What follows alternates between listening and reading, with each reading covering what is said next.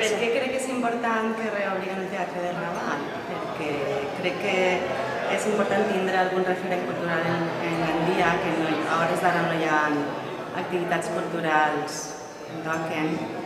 El govern de Gandia s'ha dedicat a eliminar la cultura i també per a promocionar artistes nous, locals i fer tot tipus d'activitats culturals, musicals, teatrals, exposicions.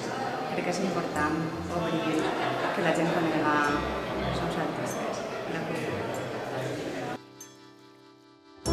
Un llangardaix i un nou rapinyaire, un llangardaix i un nou rapinyaire, caigueren a l'aigua en el fragor del combat i la corrent se'ls endugué.